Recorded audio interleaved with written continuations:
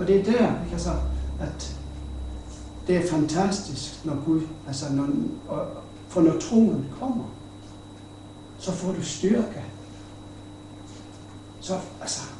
Så Gud har givet dig noget, og det er det, jeg tror i aften, så skal det bare forløses det, som Gud har givet dig tro for. Det skal etableres en ordentlig tro her i aften. Ikke noget sådan, jeg har fået ski, jeg har fået hår, jeg har fået tænder, jeg har fået helbredelse, jeg er frisk, ikke? Jeg har bankkontoen er fyldt, ikke? Og så er den ikke fyldt, ikke? Altså, det er en misforstået form for tro. Fordi tro, det er tillid, det betyder, at alt det, du skal gøre, det vil altid stedfæstes med fred i dit hjerte. Men det er som helvede raser løs nogle gange. Og det er derfor, det er godt at være nogen, som står sammen. Man har et fællesskab, ikke? Der man beskytter hinanden, for den beskyttelse i Guds linje. Dødsrigsbåd, der skal ikke få magt over det. Der er en vis orden, apostlen og profetens grundvold, der er 5 fingre på en hånd. Og de 5 fingre må være der, for at Guds kraft skal komme over landet. Og de 5 tjenestegaver er på plads. Både i byen og i landet, så kan Guds hånd reagere. Men hvis apostlen ikke er der, eller profeten ikke er der, så er der 3 fingre, men de kan næsten ikke. Der er ikke noget styrke. Der er lidt mere styrke, når du har den finger, men når tommelfingeren kommer, så er det ret. Så der findes gaver her. Nogle gaver. Det er normalt. Men hvis du ikke har tro, så er det vanskeligt. Og det starter jo med tillid, så I er jo kommet så langt, I er blevet frelst i hvert fald. Og det er jo på grund af, at jeg tror til Gud. Men djævelens på en måde opgave er hele tiden at komme ind og med tankebygning og sige, det passer ikke. Men hvis du kender Gud, ikke kender hans ord, så er det ikke noget problem. Fordi så ved du, hvad du tror på, og så afviser du det bare. Så ved du, hvor det kommer fra. Det står, at når vores lydighed er blevet fuldkommen, så skal der tankebygninger derfra. Og så er der forskellige sider af tro. Vi bare læser hurtigt her. Ikke? I tro fatter vi videre det er, at verden blev skabt ved Guds ord, så det vi ser ikke er blevet til af noget synligt og videre. I tro frembærer Abel Gud et rigere offer end Kain, og dermed blev det bevidnet, at han var retfærdig. Det vidnesbyrd gav Gud ham for hans offergave, og i kraft af troen taler han endnu, skønt han er død. I tro blev Enok taget bort, for han ikke skulle se døden, og han var der ikke mere, for Gud har taget ham bort, for det er bevidnet, at før han har taget ham bort, havde han behaget Gud. Og så kommer det vers 6. Men uden tro er det umuligt at behage ham. Det er nøglen til det hele. Men det må være barnekortets tro, nådens tro. Ikke noget fortjeneste, men ikke fordi du bærer nu, men fordi du så, du var en sønder. Du bøjede dig for Jesus, ikke? Du så, du var fortabt. Ikke? Og så måtte du komme ind i Guds rige, du måtte bøje dig for Gud.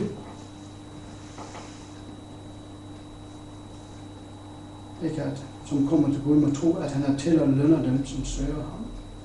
Ikke? Og det gør han. Men nogle gange så ser det ud som, at det venter lidt. Ikke at den fik ikke lige det bønnesvar. Ja, men det er fordi Gud ved, hvornår du er klar. Hvad du er klar til, hvad du kan bære, hvor stærk du er, hvad du tåler. Det er det samme, som du ikke ser de her unger, som ligger foran kasseapparatet i butikken. Jeg vil have bold, så jeg vil. Og sådan bliver det nogle gange også. Altså, jeg vil have den ting, Gud. Det er nu. Men så vidste Gud, at hvis han giver dig, altså hvis Gud har givet mig, at Gud har velsignet os en del i det sidste med penge, men hvis han har velsignet mig endnu mere, så kunne jeg, altså, fordi jeg har sådan et hjerte, jeg vil gerne give det, ikke? Jamen så kan det være, at jeg giver det hele uden nu, så vi har brug for et hus, ikke? Og så Gud han ser, hvornår jeg er klar til at være i stand til at have penge nok til, at jeg kan beholde dem til Gud siger giv. For mit motto er, at jeg har sagt til Gud, kære Gud, du må gerne give mig en masse penge. Hvorfor? Ja, så kan jeg hjælpe en masse mennesker. Så kan Gud kanalisere penge gennem dit liv. I mange år har vi vandret, altså i nogle tidspunkter, altså, så har vi næsten talt til køleskabet. I tro. Jeg har spist meget mye, for den kone har stået på butikken, og vi har faktisk ikke penge til at handle. Så kom der en, så havde en kone bag. Så kom han bare, mens hun stod i kassen, så kom han bag. Altså det er hvad du har fået tro for, du kan gøre. Og Gud vil tage sig af omstændigheder. Gud vil tage sig af familie, Gud vil tage sig af børn, det hele. Men det, som er vigtigt, det er, at det er Gud. Men så er det også godt at vide, at hvis vi skulle have trædt lidt fejl, så er det noget. Hvis du erkender det, og nogle gange så står det jo, at han alligevel tilgiver os, fordi vi så ikke. Og det her, det er blevet sådan, det er så fantastisk for mig. Jeg ved, Gud er god. Og jeg protesterer ikke så meget med at sige, okay Gud, jamen, det er orden. Jeg ved, det kommer. Og per i dag ikke. Så står der en bil hernede. Jeg har en bil, som er 23 år gammel. Alt det er til Gud, for du kan ikke måle åndelighed med materiale. Der er mere vækkelse i Afrika. Jeg har næsten ingenting. Så det er ikke derfor, jeg siger det. Men for at Guds trofasthed. Stå en bil hernede, den koster 70.000. Den køber kontant. Vi kunne bare gå hen den. Halleluja! Men det er jo ikke noget at gøre med, at jeg er bedre end nogen andre. Det er fordi, jeg har gået igennem mange lektier, men det jeg har gjort, det er jeg bøjet for Gud. Og før vækkelse, før åndsudgivelse, så må folk bøje sig. For ellers skal åbenbaringen komme. Det er det, som er ved at ske. Jeg mærker, at Guds kraft kommer voldsomt her, for her er noget nyt. Og Gud kommer til at gøre noget nyt i denne by. Han gør det, han bare lægger tro ned i dig for det. Han lønner dem, som søger ham. Og så videre. I tro fik Noah et varsel om det, som endnu ikke var i vers 7. Ikke var at se og bygget i sin gudsfrygt en ark til frelse for sit hus. Og denne tro bragte han dom over verden og blev selv arven til retfærdighed. Men hvad fik troen? Hvad fik det ham til? Fordi med tro, så begyndte han at bygge. Han begyndte at satse. Tro får dig til at satse. Altså, hvis det er Gud. Men skridtet, altså det som det er kamp om, det er din beslutning. For djævlen vil, så længe du ikke har besluttet dig, så er det noget usikkerhed. Men så snart du har besluttet dig, så tag.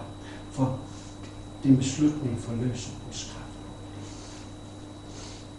Lydighed er det største offer, som findes. Lydighed til Gud, til hans ord. Og det er derfor, du må have et selvstændigt liv med Gud. Du må have en personlig læse i Bibelen og være lidt sammen med Gud. Så du lærer ham at kende. Ligesom du må jo, altså du er jo hjemme hos din kone engang. Du er ikke altid væk, for så bliver du ikke kendt med hende. Og det er klart, de første år er mere udfordring. Klar, jeg har været gift i over 20 år, ikke? Så jeg kom et lille stykke vej. Lidt længere på nogle områder, ikke? Men jeg skal være så god. Hele tiden må jeg bøje mig for Gud. Jeg kan gøre fejl. Jeg kan sige noget til konen, jeg ikke burde at sige selv i dag. Efter så mange år. Man siger, fordi der er noget, men det er ikke en undskyldning. Når noget skal ske, så prøver djævlen at komme ind på alle områder. Det er som når vinden blæser, så ser du, hvor godt huset er. Så når det blæser på dig, så ser du, hvor godt, hvor hullerne er. Så der var noget, så må jeg bare arbejde med det. Så kommer Gud og lukker igen. Så storm, det er ikke noget problem. Det er bare der, du bliver udrustet. Det er der, hvor alt skidt falder af. Så lad det da bare gå. Halleluja. Er I enige? Yes. Tak og lov for det. Og så videre, I tror, alle Abraham kaldet til at bryde op og drage til et sted, som man skulle få i eje. Han alle lydighed, det fører tro til det. Og han drog afsted uden at vide, hvor han kom hen. Det fører tro også til nogle gange. Men det, som er vigtigt, det er, at Gud har givet dig den tro.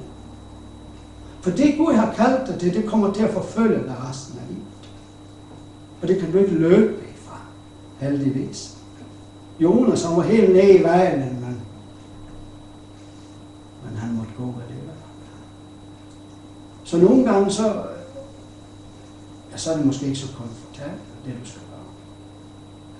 Det koster. Det kan være, at du må flytte til et sted, og sige, at flytte langt ud, hvor der næsten ikke er noget. Der er måske ingen kristen, der er ikke noget. Men Gud siger, at du skal flytte derud. Du skal starte der.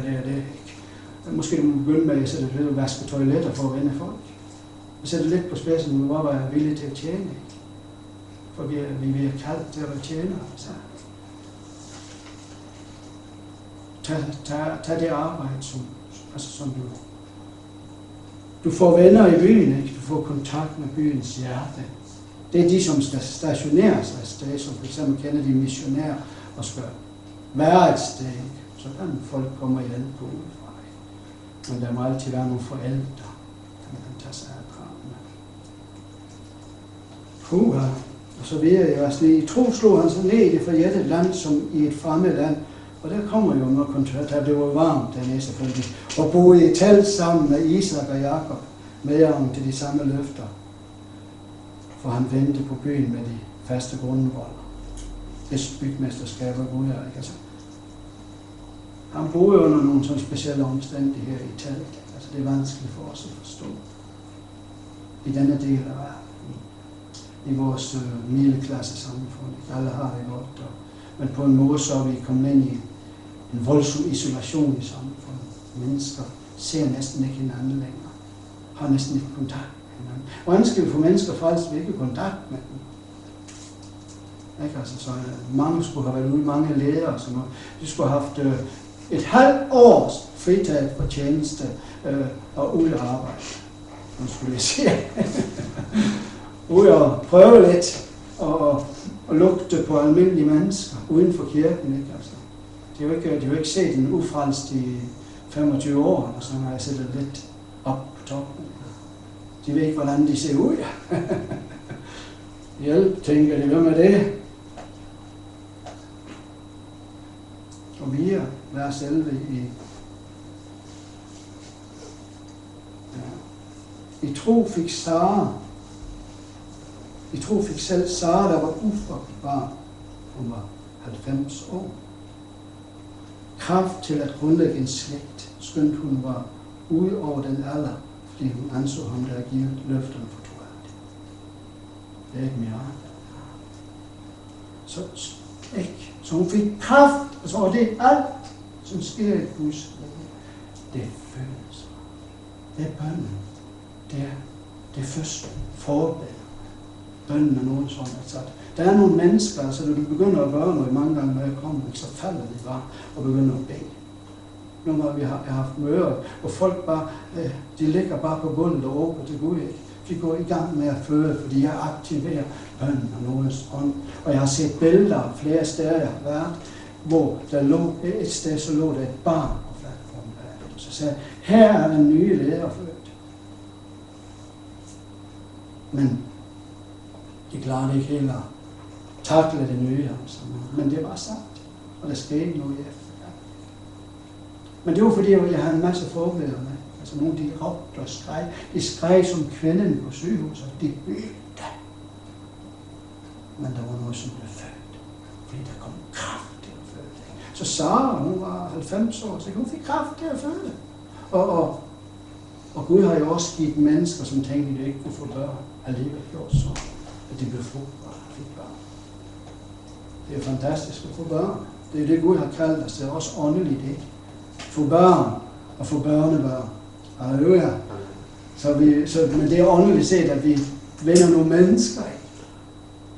Så mig og min kone, vi har bare sådan en længsel efter at få børn nu. Jeg har 3 store drenge, men får nogle åndelige børn. Så når vi bliver syge nok, gale nok, så bliver vi så desperat, at vi må bare ud og hente de børn. Kan I følge tanken?